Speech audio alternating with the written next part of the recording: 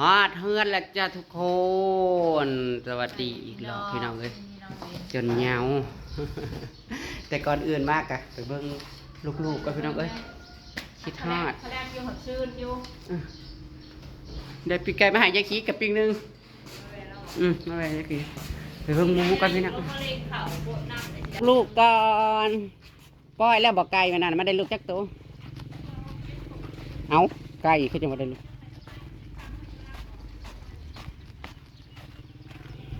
อาดแอดบริยูเพื่อนอาทิตย์หนึ่งเบิ้งใหญ่ขึ้นที่บ่อปิ๊บไปเป็ดเขาใหญ่เติบเลยปิ๊บอาดแอดโอ้ยมอน่ะคือขี่ย่องไอ้ก้นอุ้ยสูงขึ้นกว่าเก้า สูงขึ้นกว่าเก้าเลยเธอมักน่าจะขี่ย่อยก้นแท้บักใหญ่นะสายเธอหาเบิ่งดูตัวน้อยกว่าหมู่บัดนี้ตัวนั้นน้อยกว่าหมู่แม่นบ่ล่ะตัวน้อยกว่าหมู่ตัวนั้นกันชุ่มนอนอยู่นั่น น้อยกว่าหมู่มันสีซ้ำหมู่แล้วนี่อีหูนี่ใหญ่ขึ้นกว่าเก้าจ้าพี่น้องเอ้ยอาทิตย์หนึ่งก็ได้ตัวใหญ่ตัวนั้นใหญ่สุดแม่นบ่เอามาแต่ที่ใหญ่สุดยังบักขี้ไข่ได้น่ะนะเก่งแต่ถ้าจะไปเรียกกินยังคือหนาบาดโง่กัดกันเลยตัวนั้นน่ะข้อด่างมันบักไข่ไผ่ไอฮอกแคกฉีดยาอุดนี่หูนั่นนะนี่ก็ขี่ท่าใช้กันอยู่นี่นะฮะบริวารบ่เข้าแล้วมันแน่ยุงกินนะบักใหญ่นะดึกคึกอัดแอดขี่ย่อยคนบ่หาเอาใบกระโดดมาให้ทิมให้กินอัดน้อยก็มูนะบ่ได้น้อยเลยเด้อมันสิใหญ่กว่าฮอนบักด่างละมันสิหาทางมาเอาใส่ขี่มันไว้เต็มแล้วเขาก็สิยู่ลงนาใส่ให้นาเอ้ยจนซ้ำมูเด้อน้อยๆนะเอาไปเอามาตัวนั้นสิน้อยกว่ามูเฮ้ยน่ะเด้น่ะตัวน้อยกว่ามูน่ะนั่นแหละตัวนั้นตัวน้อย นั่นแหละ มันซ้ำมูแล้ววันนี้นะไงทานหมูเซ้ยในอีเดียก้นต้นแล้วให้ก้นต้นแล้วใหญ่กูใหญ่กูบ่ว่าแล้วเพิ่น คล้ายของกันอยู่เอากระเพาะตัวอันนี้นะฉีดยานะ3 เข็มอะไรยังไงอยู่ท้องนะเอ็นเดียวออดแอดว่าจะสอบเลยนะห้องกระเบิด3 สอบที่4นี่ที่4เราจังไปถามเบิ่งหมูจะไหวคอกนี่ก็ได้เอาที่4กระเบิดครึ่งแล้วเนาะเพราะมันกินมันเก่งอา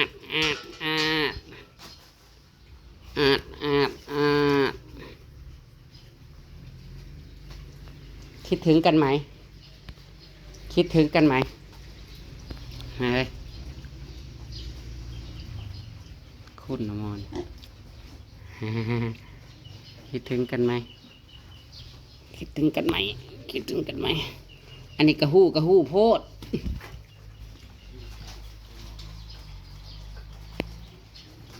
แอดโอ้ยเอาเด้ถามเบาเอื้ออันว่าจะพูดไปหาเฮ็ดแต่ว่ามันบานมันอันนั้นมันเลย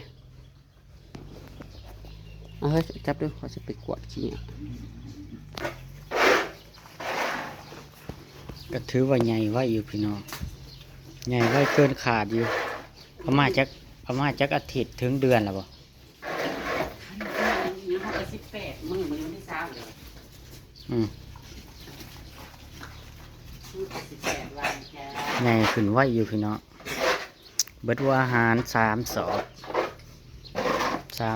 สอบที่4 อันนี้ก็คือหัวอาหารสอบที่สี่พี่น้องก็ใหญ่ไว้อยู่ ตรงนี้กูยังจะมาหูบ่มีคือ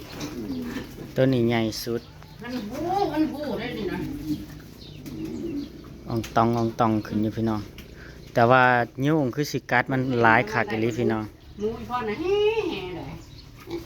อันนี้หูแห้ง อย่างคอกมันก็กวางน้ำเด้พี่น้องมันก็ จริงๆนะ เป็นกันและ นะคะใส่ได้ซาว มันก็ได้แลนเต็มที่พี่น้องมันได้แลนเต็มที่ได้นั่นเต็มที่อยู่พี่น้องอันนี้เฮายังบ่ทันละหายน้ำหลายพี่น้องเพราะว่าหมูมันยังหน่อยอยู่เนาะเฮากับบ่พร้าวสีดน้ำมันหลายพี่น้องลงไปเบิ่งเขาอะ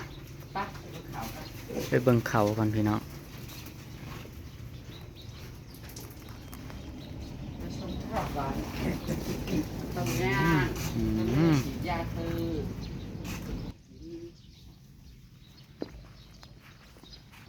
งัวก็สิอ้วนขึ้นแล้วพี่น้องวันนี้หญ้าเขียวปลาไปเบิ่งเขาว่ามันสวยแค่ไหนเนาะพี่น้องไปเบิ่งว่าหมองที่ห้าวาน ว่ามันออกงามสำใดเนาะพี่น้องว่ามันออกทีหรือออกห่างพี่น้อง มันบริทีในห้างอยู่ เพราะว่าปีนี้วานแบบว่าวานห่างๆไว้นะพี่น้องบ่ได้วานที่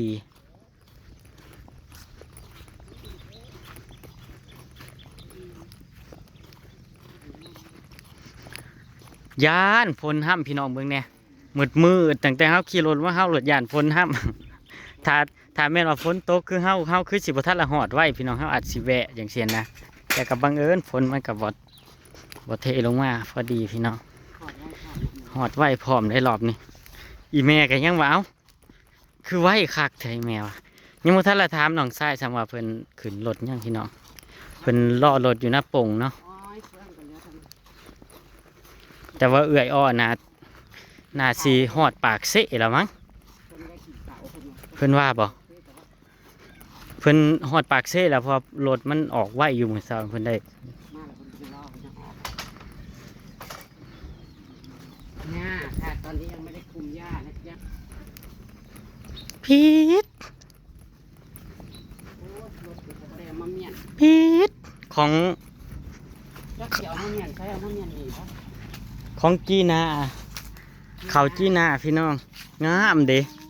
งามเด้อพี่น้อง อันนี้ก็มีแต่เฮาแล้วว่านนี่ หญ้าก็จะเบิ่งหญ้าบัด ใช่ นี้รัดเพิ่นว่าเพิ่นสิบ่สิเพิ่นสิมาลบเพิ่น ปี๊ดหญ้าลายอีหลีพี่น้อง คือหญ้าลายคักแท้หญ้าลายแห้งอีหลีแต่ว่ารวมๆแล้วคือว่างาม ส่วนพันธุ์กับของน้องกาวพี่น้อง เพราะแต่ว่าฝนบ่ตกแล้วก็แห้ง หญ้ายังคือหลายแต่ ตอนไปลงนั้น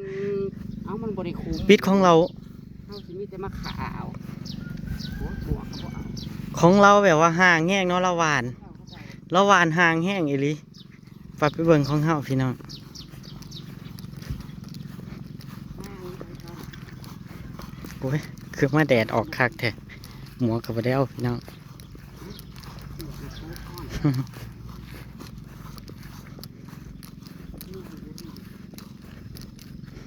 โอ้เรือจักหน่วยนะเรือหน่วยหนึ่ง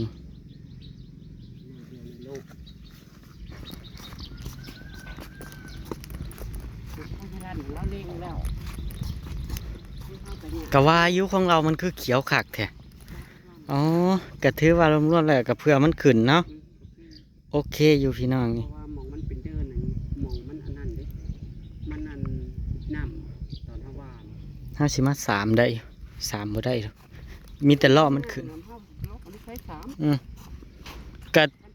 รวมๆแล้วกับเพื่อมันขึ้นนะพี่น้อง ตอนนี้มันยังบ่ทันแลเฮาบ่ทันแลเลี้ยงบ่ทันแลอีหยังหั้นนะพี่น้องก็ถือว่าโอเคก็ถือว่างามอยู่เด้เพื่อมันขึ้นแล้วมันก็สิเป็นห่วงเป็นกอบอีนั่นเนาะพี่น้อง น้ำมันแข็ง อืม งามอยู่ แต่พูดถึงเฮาก็ว่า แต่พูดถึงเฮาหวานห่างโพดห่างแห้งได้เฮาหวาน ถ้าเฮาหวานสำของลุงรัดนะมันสิโอเค งามอยู่งามอยู่พี่น้องพี่ของเขาคือเขียวไว้แต่ปีดเขียวไว้เลยพี่น้องว่านพร้อมกันได้มือเดียวกันปีดคือเขียวคักแต่งามของเฮาห่างโพดพี่น้องนี่ห่างโพดห่างโพดห่างแห้งอีหลี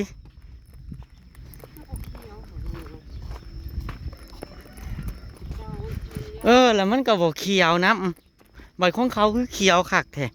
ว่านพร้อมกันอันนี้มันก็งามอยู่พี่น้องแต่มันก็เชื่อว่าจังใดนะ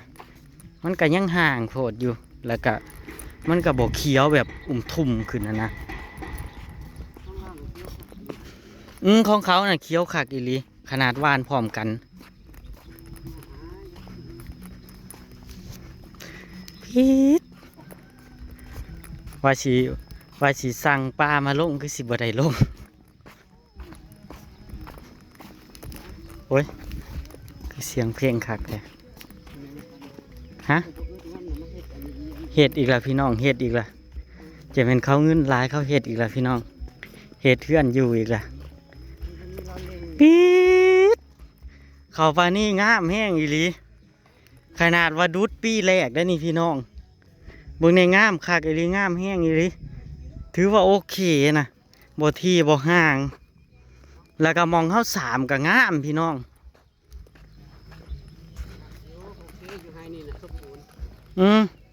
แต่ว่าไฮตัวนั้นคือแดงไฮตัวนั้นเป็นข้าวเจ้าพี่น้องไฮตัวนี้เป็นข้าวเจ้านี่ไฮนี่โอ้ยแดดคักอีหลีตกมากก็มันจะอาบน้ำไว้ปันพอดีแล้วมันแดดนี่สีดยา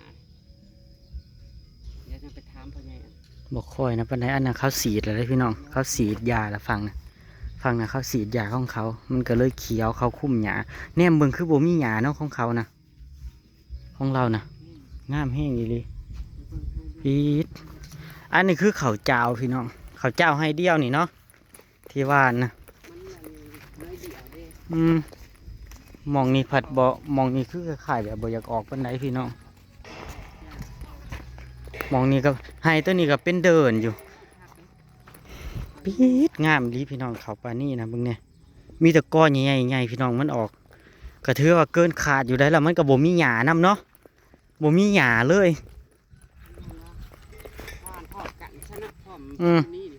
พอดีบัดตัวนี้อันที่จริงห้าวานที่นะฮะว่าให้จานถี่แห้งเพราะว่าโบออกเป็นเดินเลยเดินแบบใหญ่อันที่จริงห้าวานที่ได้ให้นี่นะนี่พี่น้องมองสามก็ถือว่าขึ้นงามพี่น้องงามคักอีหลีให้ตัวนี้หันโอเคพี่น้องส่วนให้นี่บ่ปานใดให้ตัวนี้มันสิตายแล้วมันรู้สึกว่าเหมือนว่ามันติดโลกพี่น้องมันแดง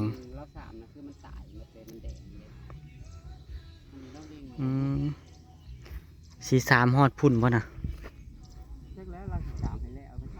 ปี๊ด